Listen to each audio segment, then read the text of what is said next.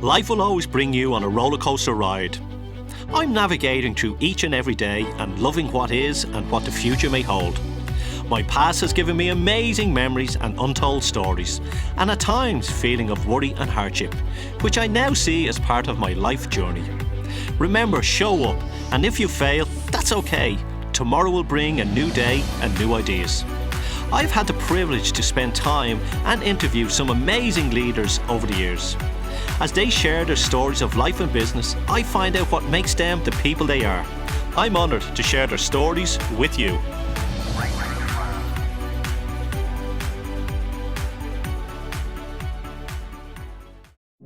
On today's show, we have Marisa Peer. Marisa is a best-selling author, motivational speaker, and leading celebrity therapist and pioneering hypnotherapist trainer. Proof of Marisa's success can be found in her numerous and varied accolades. She is listed in the Tatler Guide to Britain's Best 250 Doctors, has a long list of celebrity clients, and has been heralded as everything from the best therapist in the UK to pioneering motivational hypnotherapist, psychotherapist, and a winning sports psychologist.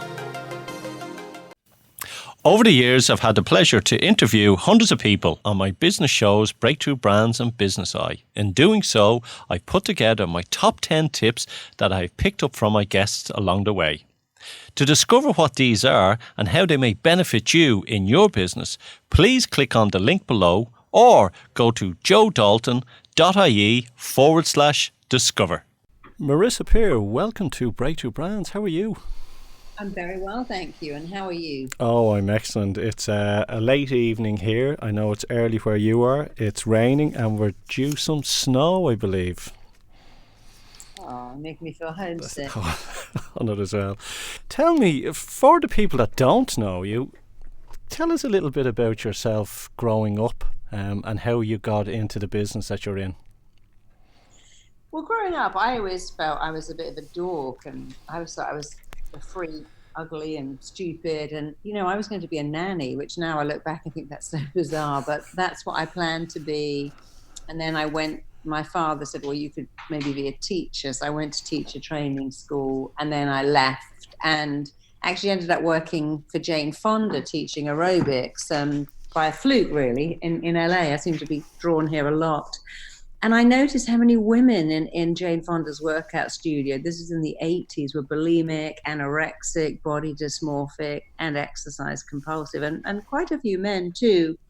And it set me on a journey to understand really what lies beneath eating disorders, because, working with anorexics will break your heart over and over again because it's a mental illness that you can't cure by making people eat. And it led me to this amazing hypnotist in LA who taught me his method.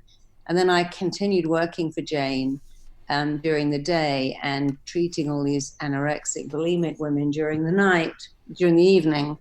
But then I got so busy, I had to give up working for her and suddenly had a booming practice. And then people would ring up and go, look, I know that you're the eating disorder girl, but I've got a fear of lifts or bees or spiders. I only want to see you.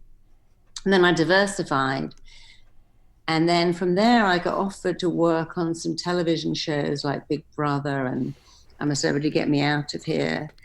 And then because I had a great audience, I wrote some books. And now I actually teach my method all over the world to doctors and nurses and regular people, firemen, police officers, because I created something called RTT, which means Rapid Transformational Therapy. And it's a fast way of getting permanent change. And I'm immensely proud of it. I never thought that's where I'd turn up, but here I am. Did you sort of plan? No, it's such a funny thing. I didn't plan any of it. I just I became a therapist almost by mistake. And the funny thing is my dad still wanted me to be a teacher because he was the most amazing teacher. And here I am teaching. It's like I was going one way, but the universe went, no, you're going over here. And I didn't really plan it, but it's all worked out so amazingly well. In fact, I couldn't have dreamed or imagined how my life would turn out from this geeky kid who thought she was ugly and stupid to this person who now has an amazing business, an amazing life. And it really is remarkable. But, when I was a therapist, I used to get letters every day. People saying, oh my God, you changed my life. Here's the baby I thought I'd never have. Here's the body I thought I'd never have, or the marriage I thought I'd never have. But now, because I train people, my own graduates write to me and say, look at this letter I got from someone, and look what's happened. And so I'm really proud of our TT. It's the most amazing therapy. Did you have to really sort of heal yourself first before you could take that step to heal other people? Or is heal even the right word? I think I was probably the ugly duckling that grew into myself. But, when I meet people now, they go, oh my God, you're so different. And I think it starts off being what you do, but then it becomes who you are. So I didn't do a huge amount of work on myself because I created this amazing therapy called RTT, which is fast. It can change you in 5 minutes, 10 minutes, certainly one session. So I never had to go through that. I'm in therapy every Friday for years on end. And it's such an easy technique to change you. You change how you talk about yourself. I mean, RTT has a part of it called neuroplasticity, and that means that the mind will interrupt what's going on in the body. The mind will send signals to the body. So instead of going, oh my God, I'm terrified out of my wits, the mind would get you to go, I'm calm, I'm great, I got great coping skills. So it's RTT is getting the mind to dialogue with the body. So you'd never go, oh my God, I've got this crippling migraine. You go, oh, I've got a little tiny headache, it'll go away soon. But it also intercepts the body's signals. So never going, oh, I'm so scared. You go, well, this is a challenge. And it's a great biofeedback where you just don't allow yourself to go, this is killing me, I'm dying here, this is a nightmare. That all just stops. And of course, you are what you think. And once you think differently, your whole life changes forever. And it's so easy, my greatest passion was to have this taught in schools. And that's happening now because we've got school systems all over the world taking our program, and it's so exciting. It's interesting you say about the school. A friend of mine was speaking to me on the weekend, and they were called into the school because of their child, the way their child had behaved in an exam. And the headmaster brought them in and says, we're really disappointed with your child. And she goes, why? We asked them a question and the answers that they gave were inappropriate. And she said, what was the question? She says, what do you not like? And the child wrote down the police and Theresa May. And the headmaster went mad and told him, you can't be writing stuff like that down. You have to be, he says, lie. You can't be writing stuff down like that. And the child went, well, what do you want? Do you want me to say I don't like unicorns? You asked me an honest question and I gave you my honest answer. Exactly. And it's such a shame that children learn that they can't be themselves. And schools always say, we love individuals, but the minute you turn up having changed your uniform, they say, no, you can't do that. And my father was a great teacher, and I meet many wonderful teachers, but I also see how schools damage so many children because they make all these classic mistakes. They reward achievement, not effort. The smart kid gets every prize and they don't even have to work hard. And they try to help kids who are getting bullied, but they fail to help the bullied, and bullies need just as much help as bullied children. And they don't recognize that some of the smartest kids don't turn up seeming smart. I've worked with suicidal children, and all they ever need is someone to really believe in them. And it's very easy to humiliate children. It's very easy to crush them, but it's also very easy to build them up. And all schools should do that. And we're working with a lot of schools to help them. Your success as a parent or indeed as a teacher comes down to one thing. Does this kid have healthy self-esteem? If the answer is no, then unfortunately you've failed. But we're all born with really healthy self-esteem. When people say, I've never had confidence, I've never being good with confrontation, I just don't like attention, I've always been like that. That's not true. No baby says, I don't want any attention, don't look at me. No baby says, I can't handle confrontation, because they will really challenge you.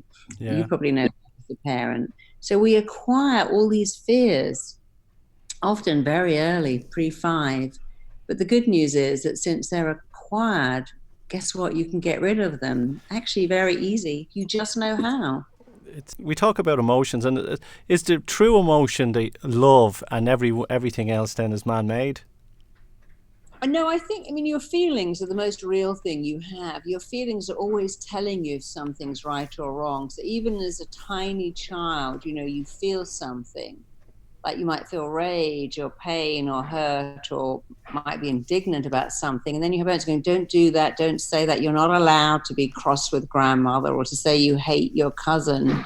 And so we learn at a very early age, oh, I'm not allowed to be mad, or that thing, boys don't cry, or pull yourself together, stop crying, stop being a baby. And we say that to actual babies. And then children learn a message, oh, I'm not allowed to feel, I'm not allowed to show emotion, I have to keep it all in. And that causes so much damage, because one of my favorite expressions says the feeling that cannot find its expression in tears may cause other organs to weep. And that's such a beautiful, profound, and such an accurate statement, that when you don't let children cry or express themselves, they keep it in, but that feeling is going to come out because it's the only real thing you have. And so suddenly we have children with headaches or eczema or dermatitis or so many issues. I mean, I've been working with children with ADHD and even dyslexia.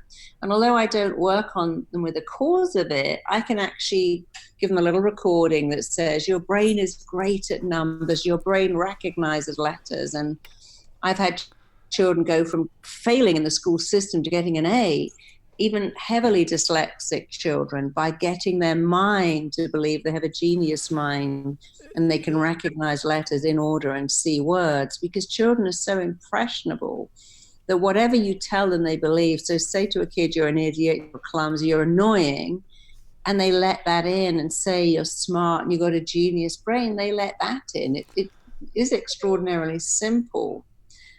So it's very important that we dialogue with kids in a better way, and ourselves too. Is that like you're getting them to switch the left brain and right brain on? Well, it's just, you are what you believe. We are what we believe. You could take a 10-year-old kid and say, you're clumsy, you're clumsy, you're clumsy. And I can guarantee you within a month that kid would be clumsy. You can say to someone, you've got a memory like a sieve, and that will happen. Oh, yeah. Say, you've got an amazing memory. Wow, your recall is phenomenal. And that will happen too, because the mind's job, and it really does have a job, is to do what you tell it to do. If you say, this commute is killing me, my clients make me want to kill myself, my kids are driving me crazy, your mind thinks you don't want to be around these people. And then it has to get you away from what you've said is killing you. And if it's your family, you'll become introverted and depressed and sit in your bedroom. And if it's your job, you'll get an ulcer that stops you going to work, because your mind's job is to listen to what you say and to try and create that for you. And your job, and it's a great job, is to make sure when you dialogue with your mind, there is no room for misinterpretation. Imagine you say, I want attention, I just would love attention, loads of attention. Well, you can get a nervous twitch, you can get sick, and you'll get lots of attention, because all the mind's heard is you want attention.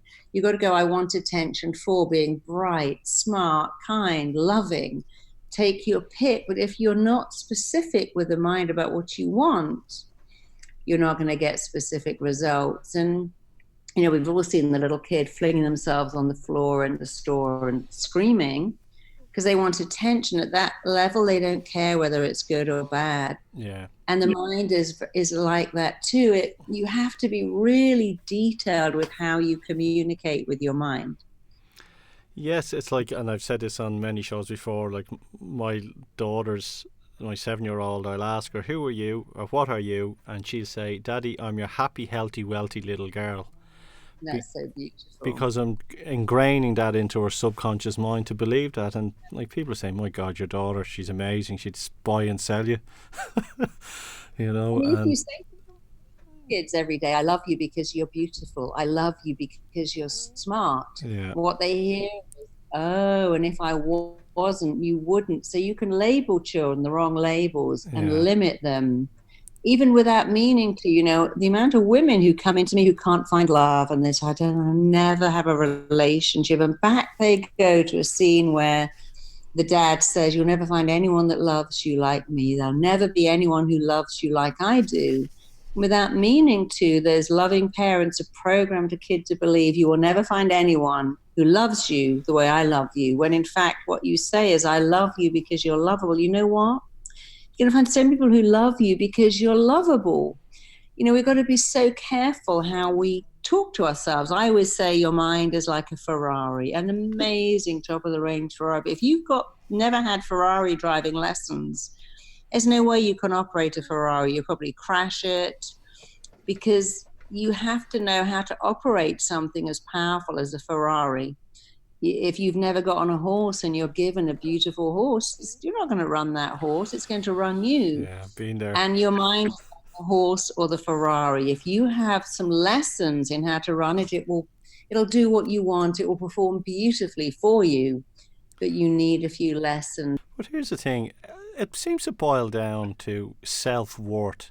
Like, around the globe, everybody seems to have a problem of some time in their life. Self-worth, they're not good enough. Yep, that's absolutely true. And that's a problem that's always been around, but it's actually got worse because of social media, because we go on to Facebook or Instagram and everyone looks amazing. They've got perfect hair, perfect breast, perfect body, perfect life, because they filter out their pictures. And now we compare ourselves. There's a lot of studies that have come out of cultures where they had no television. Fiji was one and Turkish villages were another. And they both said that within 3 years of cable TV coming in, they had an epidemic of bulimia, anorexia, and eating disorders, because women would go, oh, I should look like that. I should be looking like that person. I don't look right. And it's a terrible shame that we do that. We now compare ourselves, and you're unique. You can't compare yourself to anyone, but we are creating a whole generation of kids who think they're not good enough, not smart enough, pretty enough, tall enough, rich enough. And the media, social media, has certainly made that worse. It's worse. It's like we got rid of our TV about 5 years ago. We haven't watched TV in 5 years. Now we do watch box sets or whatever, and haven't read a newspaper probably in maybe 10 years. And it hasn't affected our lives in any way. We're probably happier, actually. Yeah, I'm a great believer in, my husband doesn't even read the papers. I have to go and guess what's happening. But not reading the papers actually can make you much happier.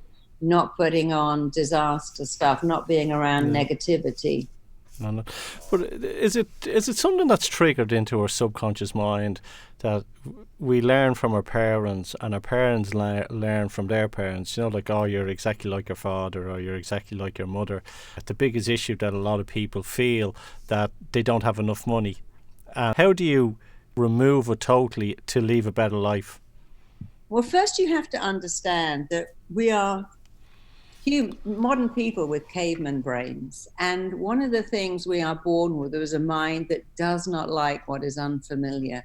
It loves what is familiar and resists what's unfamiliar. That's why when you have a 2-year-old, they get really funny about, I only want the red carp, and I only want that cereal, and I only like that juice. And they don't like unfamiliar, because familiar, years ago when we lived in tribes, what made us safe was familiar. And so here's the thing which people find very hard to understand. If you've never had love, if you've never had praise, and if you've never had money, love, and praise are unfamiliar. And guess what? You will reject it. If you have parents who say, we can't find the money, I don't know where to find the money, there isn't enough money, I can't get the money doesn't grow on trees, we can't afford it, you now have a mind that is absolutely set in this belief that you cannot find the money. Well, no one goes out and finds money. Sometimes you might. You go out and make money. So if you keep saying to your child, I can't find the money, it's slipping through my fingers, they will believe that. If you say, darling, if you want that book or that toy, you're going to have to earn that. So you have to empty the dishwasher every day. And when you've got 100 stars, then we'll get you that book. And then they learn that I can get what I want by earning it. And you talk to them about, you've got a gift and you can monetize that. Such a classic example for me was that my brother went to a private school and I went to a state school, because I was not the smart one. He was the smart kid and the son. and I was the not smart girl. And at my brother's school, they would say in maths, you have 11 companies and you sell 3. How many have you got left? Well, the answer is 8, but that's not the point. You've invested. My school would say you have 4 bananas, you give 2 away. How many you got left? Well, the answer was 2, but I've given all my stuff away. I've got no equity. And even at that age, how they teach children in a private school as opposed to a state school was so interesting, that they talk about acquisition and owning stuff and selling your business and what percentage have you got if you sell 2 factories, whereas my school is all about apples, oranges, and pears that you gave away. And that should be silly, but it's not silly. You know, if you get paid on Friday and have run out of money by Thursday, which is very common, and you win the lottery, the percentage of lottery winners who go bankrupt in 3 years is more than 75%. It's extraordinary because the mind's got a pattern. You spend it. You've never invested. You're not used to investing. And I've worked with several lottery winners who went bankrupt, and a couple of them said I preferred it. I didn't actually like having that money because it was so unfamiliar. So they just went on a crazy spending spree, never invested, and ran out of money. That was their pattern. I've also met many people who said, you know, I want love, and I met this guy, but he was too good for me. No, I couldn't deal with him. I just didn't see him again. But what they're actually saying, if they only knew it, is this person's behavior was so unfamiliar. They were nice, they were kind. I didn't recognize that behavior. And I went right back to the guys that put me down, just like my parents did, because that's familiar. So we have a mind that likes what is familiar and resists what is unfamiliar. That's bad news. The good news is you can make anything familiar. And if you want to change your life and your self-esteem, make praise familiar. Praise yourself every day. Say, I'm a good person. I've got gifts, talents. I'm kind. I'm warm. I'm lovable. That in itself, I promise, will change your entire life. And if every kid went to school saying, I matter, I'm significant, and I'm enough, bullying would diminish so much. And thought comes first. I mean, you and I could both, something could happen to us, but our thought is how to change it. I mean, I got womb cancer a couple of years ago, and my first thought was, oh no, but my second thought was, well, what a stroke of luck that is. I don't need a womb. And I actually felt lucky that it came in an organ that I didn't need, and it wasn't in my eye or my leg.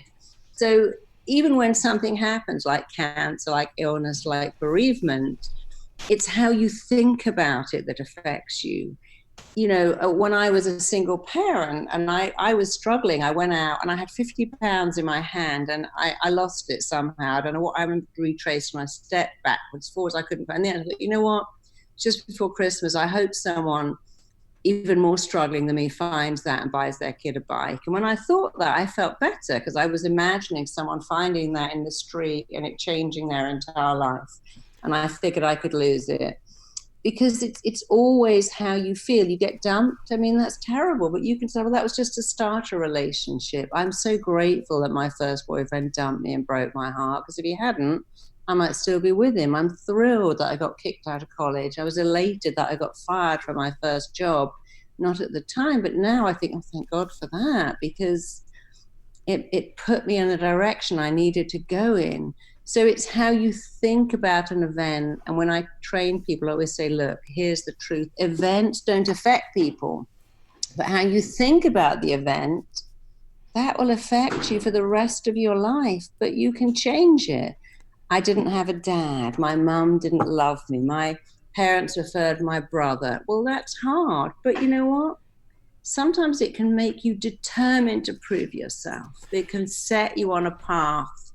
So I wouldn't say that the body controls the mind. I would say that our thoughts control everything. Our thoughts control our feelings. Our feelings control our actions, and our actions dictate our life. So everything goes back to a thought.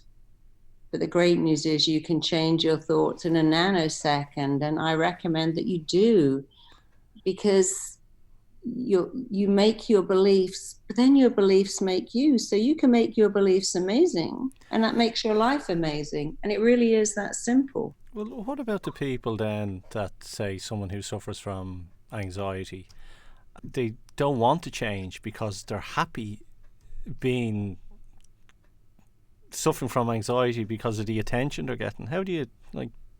Yeah, my mother, bless her heart, and I loved her dearly as she died, like I still do. But my mother was like that. My mother was evacuated in the war, and she stopped eating. She got boils all over her body, and then her own mother kept coming to visit her from Newcastle, and my mother learned at a very early age, if you get sick, you get attention. She never gave that up her entire life. I did so much work with her, but she was so invested in being ill.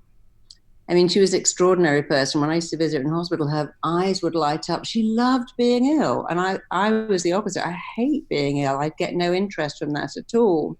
But there are people whose needs get met by being ill. There are people whose needs get met by being difficult. If there's 6 kids in the family, or 4, or even 3, and you become the rebellious, difficult one, you get noticed. And those kids become rebellious, difficult adults who often become addicts because acting out is the only way they got attention. And I have this expression I teach all my people: you play the only part you've ever known until that part becomes your own. Wow. So you played the part of the sick one, or the brilliant one who, cannot take time off work, or the difficult one, or the caring one, who usually become nurses and give everything they've got, but they don't have balance. And it's important to add to that, you play the only part you've ever known, you make that part your own. But now as an adult, take a new part. You no longer have to play that part of, I'm the good kid who tidies up for my mom, or gives all my toys to my friends, or gives stuff away, or buys affection. We get so invested in a part, we make it familiar, but you can make it unfamiliar in a heartbeat once you choose to. Yeah, the youngest is 7. I know Yeah. those. I know some of those feelings. Yeah. Is it so easy? Like, I want to talk to you just a little bit more about RTT and the book that you wrote. It's Not Enough. Is it that simple? It really is that simple. The reviews of my new book on Amazon, I'm enough to say, wow. Even one doctor said, Einstein said, simplify, simplify, simplify. You have simplified psychology. Somebody wrote to me from AA and said, wow, you've really simplified the workings of the mind. And that's been a 30-year journey for me, simplifying the mind. So when I train people to be therapists, I say, look, when people come in with a shopping list of things, I'm an addict, I'm addicted to gambling and food and alcohol and shopping, and I'm depressed, and I sabotage all my relationships, and I've got a violent temper, I don't go, right, 8 things on the list to treat. This is going to take a couple of years. I go, you know what? Everything you're presenting to me tells me that you don't think you're enough. Let's treat that. Because there's only 3 things wrong with people. The first is they don't feel enough. And if you don't feel enough, you'll become an addict, a hoarder, a compulsive eater, shopper. The second thing is, I want something, but it's not available. I want to be free of depression, but I've got the depression gene, and my mom and my grandmother had it. So they have a belief that what I want may be riches, love, wealth, but it's not available. And that's a huge block. And the third belief is I'm different. And because I'm different, I can't connect. And when we're born, our safety, our survival is linked to connecting. So if you think you can't connect, that really has a terrible effect on your life. But everyone's greatest fear is to be different. So if you fear that, guess what? That means you're like everyone, and everyone is like you, and you can connect, and you are enough. And so finding and treating just those 3 things makes it simple. And everyone listening to this, if you think you've got something wrong with you, I promise you it will be, you either don't think you're enough, or you think you're different so you can't connect, or you think what you want isn't available. And all of those things are very, very easily cured, really easily. And it is that simple. I've been changing people in 5 minutes for 30 years. And people will say, I've been in therapy forever. I learned more in an hour with you. In fact, somebody wrote to me and said, I read your book and I left therapy immediately. And in fact, I sent your book to my therapist, and it's changed how they are. So it's so interesting that people used to be invested in it takes a long time to get better. That's not true. The mind is so pliable and so easy to change. All you have to know, you just have to have the manual to change it, and then it will do what you want. Yeah, because we've always been led to believe that talking and talking and talking helps you to relieve those problems. And something I always say, if you want to get to know someone, go walking with them, because then Yeah. they open up and talking. And you sort of, in a way, saying, look, you don't need to sit down and talk about all the bad things in your life. It might make you feel better by talking about them, but there's a quicker way to heal yourself. Actually, there's a lot of studies now coming out. There's something called HEBS, and it says that talking about a problem over and over again makes it worse. It's like one of my clients went bankrupt, and she used to talk about it all the time. And she said, actually, I realized that I'm just keeping that wound open. In Yeah. nature, a wound will heal. But if you keep picking at it, you'll get septicemia. So while there is a relevant point about talking about the pain and letting it go, I see people my husband dumped me, my husband cheated on me, my boyfriend, when? Oh, 15 years ago. Why are you still talking about it? Well, I need to talk about it. Or people will come in and go, I'm morbidly obese because I was an underweight baby and I nearly died and I only weighed 2 pounds. I'm like, but that was 50 years ago. And you're talking about it and validating why you need to binge eat. I'm a great believer that actually you fix something, you stop talking about it. When people say to me, oh, I'm a cancer survivor too, I go, no, I'm not a cancer survivor. I don't have it. That's behind me. And I very rarely am talking about it today, but I don't talk about it much because it's gone. It's in the past. And I think talking about something over and over again doesn't help. I mean, imagine going to the dentist and I've got an infection in my gum. I just want to talk about it every week. They go, are you mad? That infection's going to get into your bloodstream. We have to take that infection out. You wouldn't go to a doctor and say, can I talk about my heart pain? Can I talk about my fractured arm? They go, nope, let's fix it. And so I think therapy should be like that too. By all means, talk about it to understand what it's all about and then fix it and move on. So studies now say that when you keep talking about something, you actually keep that wound open, and that's not a good idea. I would agree with you. Even in AA, which does a lot of great work, but now studies are saying that too, that when you say I'm an addict and I always will be, you're reaffirming a role that you don't want. And I say I don't eat chocolate. I do eat it very occasionally. But in saying I don't eat it, I reaffirm that all the time rather than going, oh, I love chocolate. I can't give up chocolate. I'm addicted to sugar. It's good to go, no, I don't do that. That's not me. That doesn't interest me. This is why you sabotage yourself. This is why you have these destructive traits. Now I want you to go, it's not me. And so they go to scenes and go, my mum left when I was 2, or my gran told me I was greedy and she was ashamed of me because I asked for something. We didn't have money. And then I learned to never ask for anything. You go, okay, well, that's fine. I want you to go, it's not me. I'm not 2. I'm not dependent on my grandmother for praise. And saying those words, it's not me because, and that's not me anymore, sends another message to the brain that says, oh, that's all behind me. That's gone now. But if you keep talking about it like it is you, then it becomes you, because one of the rules of the mind, and it's a powerful rule, is that every word you speak becomes a blueprint that your mind and body work hard to make your reality. So when you say, I can't cope with noise, or I can't cope with sound, or I can't cope with mess, then you're telling your mind that you don't have coping skills. When you say, it is messy, but I love having friends, and I've got 3 kids and 2 cats, and I live in a messy house, and one day they'll all have left home and it'll be super tidy, and that won't make me happy. Sends a message to your brain that says people are more important than mess. So again, you just have to dialogue with your mind. Think of your mind as if it's your PA or your assistant, and tell it what you want. Your mind should be your best friend. It should be a teacher that believes in you. It should be your ally. In fact, as well as the book I'm Enough, we have a program called I'm Enough. It's on imenough.com. And one of those things is called installing your cheerleader, What? making your mind cheer for you and believe in you. And it's so life-changing. Just what does RTT stand for? It stands for Rapid Transformational Therapy. And The is it a therapy that you do. and Go on. is it a program where people will? Is it a 6-month program that people can take, or is it online, or what's the process on it?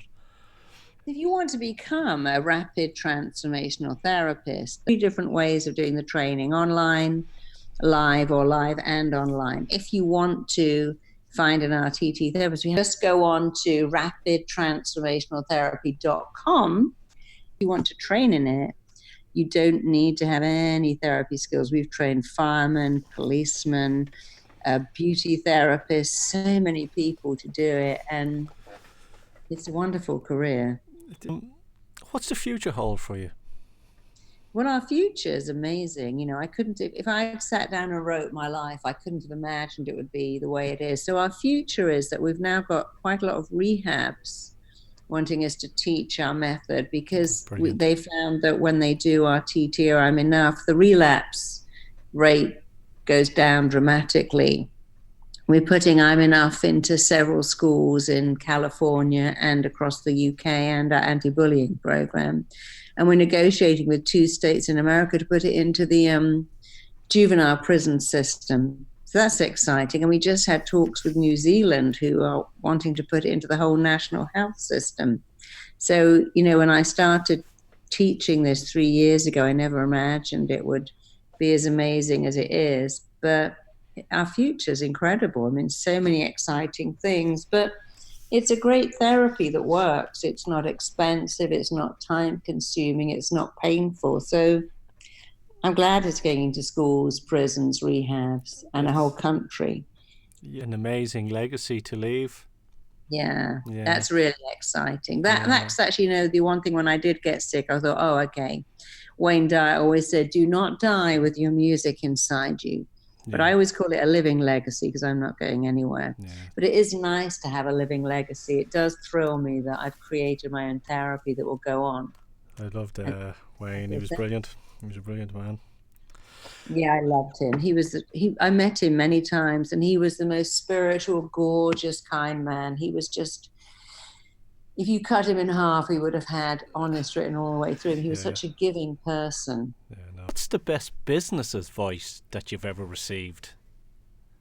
I would say believe in yourself. If you're selling a product you've created, and if you're selling yourself, you have to believe in yourself. You know, when I wrote my first book, I had to keep saying, this book is amazing, this book is phenomenal. I wasn't at all sure it was, but I told myself every day it was, and it became a great book. But writing a book while going, oh, this is terrible and no one's going to read it, trying to sell a product, trying to monetize one of your gifts while being negative just doesn't work. So you have to have phenomenal self-belief. If you haven't got it, fake it.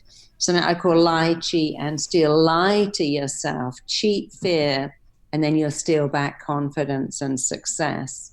So business advice is believe in yourself, but also you have to work hard. The belief that it will just fall in your lap. You know, I write books, that's easy. But the work involved in promoting them is time consuming and less easy. But if you want it, you have to put in the hours, you have to put in the effort. I think too many people believe it will just fall in your lap. And, you know, believe in yourself and work hard. And if you have ambition, drive, and self-belief, that will take you so far. You know, I made up this statement and it gets quoted on. It says, belief without talent will take you further than talent without belief. But if you have both, you'll be unstoppable. I've had a few people write really weird things about me on Facebook or YouTube, but I choose not to let that in. That's not going to stop me. You don't read them, or look, I always say there's 50% of the people out there will never like you, and they'll wish you got hit by a car tomorrow. You don't care about them. There's 25% that love you, and there's 25% that sit in the fence and will warm to you. They're the ones that you're looking at. You can't please everyone all the time. No, and here's just another expression I love. The people that matter don't care if you've got cellulite or your hair wasn't blow dried or you look a bit off. And the people that care don't matter. Someone wrote to me and said, I watched all your YouTube videos. And by the way, I have a comment, you need a stylist. I'm like, that's not important to me. It's obviously more important to you than it is to me. I haven't got time to go and get a stylist, and I'm perfectly happy going on stage in jeans and a shirt. But I didn't write back. I just didn't let it in. Well, you know, Because it's not important to me. It's obviously very important to him. yes, it's as I say, do you know what's the difference between a good haircut and a bad haircut? What is it? 2 days. Yeah, I absolutely believe that. All that stuff is a wrapping, and it's very nice to be well presented, but it doesn't make you a better speaker or a better person. When I was growing up, my mom was beautiful and glamorous, but I loved my gran, who had arms like sides of ham and all funny little hats, and her arms were the best place in the world to be. And having a beautiful mother didn't give me anything, but having this warm, loving grandmother, she was my foundation. Where can someone get all your books? If you go to amazon.com or amazon.co.uk, all my books are there, and they're all heavily discounted. They all come with free audios, and the audios would cost more than the book to buy. We sell audios for £35, but we sell the book for £10. And so with I'm Enough, you get 2 free audios. With Ultimate Confidence, you get 4. So we give a lot of stuff away. So if you want the books, just go to amazon.co. You put in Marisa Peer. But if you go to marisapeer.com, we give away every month several audios: wealth wiring, relationship success. They're all free. Excellent. And if you want to know more about I'm Enough, we have 3 websites: imenough.com to find out about that program, marisapeer.com to take lots of free products, and rapidtransformationaltherapy.com to find out how to become a therapist or find out how to find one. Life is very special. We're on a journey. Wake up every day and go, I love my life. It's such a simple thing. I wake up and go, I love my sheets, I love my pillows, I love my shower gel. Because what you're doing is you're training your mind to seek pleasure. But if you start to always look for what you love, one of the rules of the mind is what you look for, you find and get more of. Then you train your mind to find happiness in little things. And when big things come along, then every day becomes like Christmas. Well, how do you then detach your mind from all the negativity that you hear from people? Because you're in a job which people are throwing negativity at. Energy goes where energy flows, and the people are going, I'm depressed, or I feel shit, or I'm crap, or my life is fucking terrible. How do you detach yourself from all that? Well, people do come into me saying I'm depressed. I see a lot of people who are suicidal, really suicidal. Some of them are right on the edge, and they get sent to me as a last-ditch effort. And I always know that the day I see them is the day they change. I've had so many people who said, wow, I'm so glad I met you. And that probably sounds quite arrogant, but I know that people who are depressed are often repressed. They don't have a voice.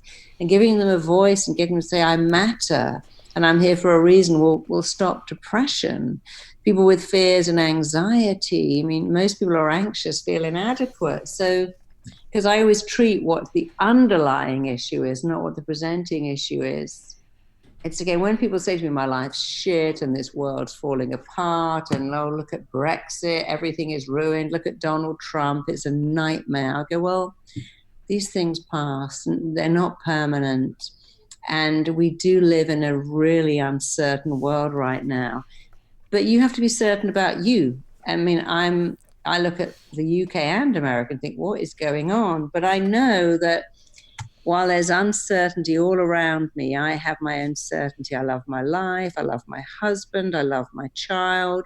I love my family. I love my job. And I have my own certainty. So while everything around is uncertain, just keep your own, like you said, you love your wife, you love your daughter, you love your life. That's the certainty. You can't control other people, but you can control you. And as long as you can control you and how you feel, your life will be amazing no matter what else is going on. Yeah, I think it's like for me, I have trust in knowing that everything is all right. I believe in there's something bigger and better out there that's pulling us all together, and I have full faith and trust that whatever it may be, I know everything's going to be okay because there's someone Yeah. else looking after me as well. Yeah, and if you really feel bad, take a lyric of a song. There's that song, all right, everything is going to be all right. It's All right. really all right. And just play that to yourself. Make it a little ditty that you sing in your head. Things can only get better. Politicians always play. I mean, that was a song Tony Blair played at his rally, Things Can Only Get Better by Dream. But they use songs like Barack Obama used A Change Is Going to Come, I think by Sam Cooke, because songs have such a profound effect on you. So find a song you love that's got positive Yeah, words. yeah. I'm having the time of my life from Dirty Dancing, and keep singing it, because that's a way to dialogue with your mind that you're happy. And if something's going wrong and you feel nervous, sing I'm having the time of my life, and it will make you feel amazing. Yeah, because as you get older, people stop listening to songs, and they were manifesting stuff in their teens and their 20s, and then suddenly they were told they have to grow up and listen to the news and read papers, and they lose all that. On that note, what song would you like us to play out with? Oh, I'm going to pick Brown Eyed Girl because that reminds me of my daughter. Beautiful. Marisa Peer, it's been a pleasure, and thank you for coming on to Breakthrough Brands.